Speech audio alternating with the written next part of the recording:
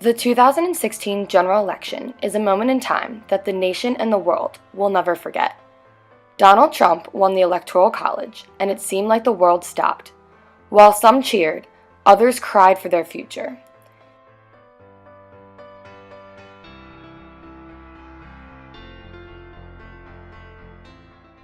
And in return, the media was shocked and not a fan of the new president-elect.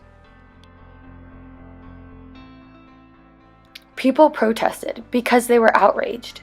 But why was the world so shocked? Every year, millions and millions of people do not go out and vote. But why is this? In the 1920s, women finally gained the right to vote.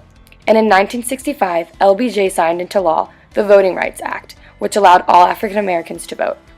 People for hundreds and hundreds of years fought for the right to vote. So why do we take it for granted? And why don't we exercise that right? Out of the 250 million people that are of the age to vote, only 137 million people actually cast a ballot this year.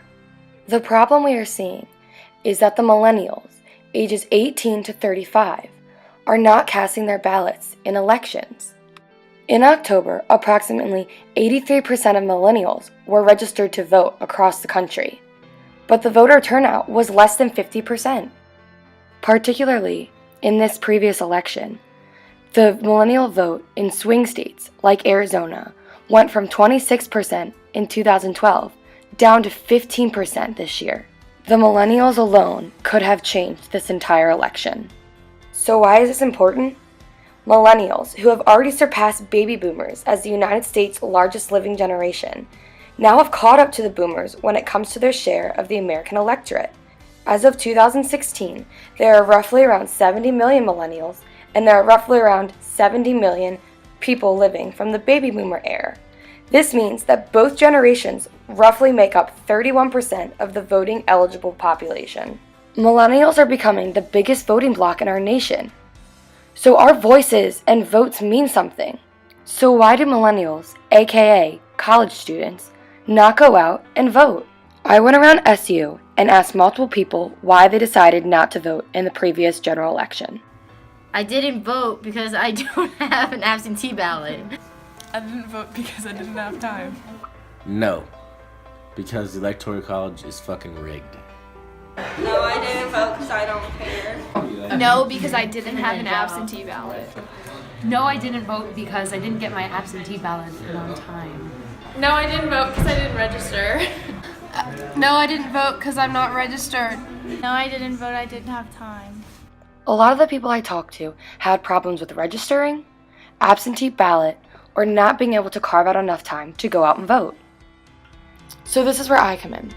What can we do to help millennials get out and start voting? From college-age students, 18 to 35, millennials make up 75 million young voters. This is by far the largest voting bloc in America. What can we do to make millennials know that they have a difference and their vote counts? Just within our school alone at Shenandoah, we can start pressing more for You Vote to go around and have kids register to vote in Virginia so they don't have to fill out an absentee ballot or they don't have to drive home to go and vote.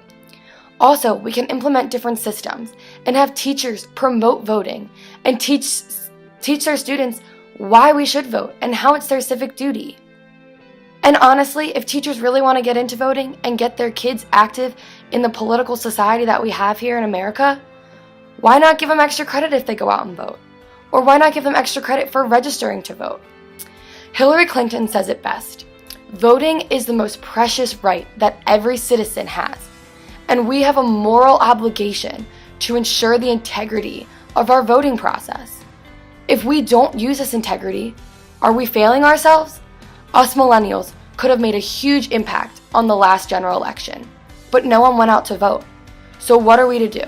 We must change with education, and by educating people, maybe one day the millennials will have better voter turnout. I'll leave you with one last quote from Franklin D. Roosevelt.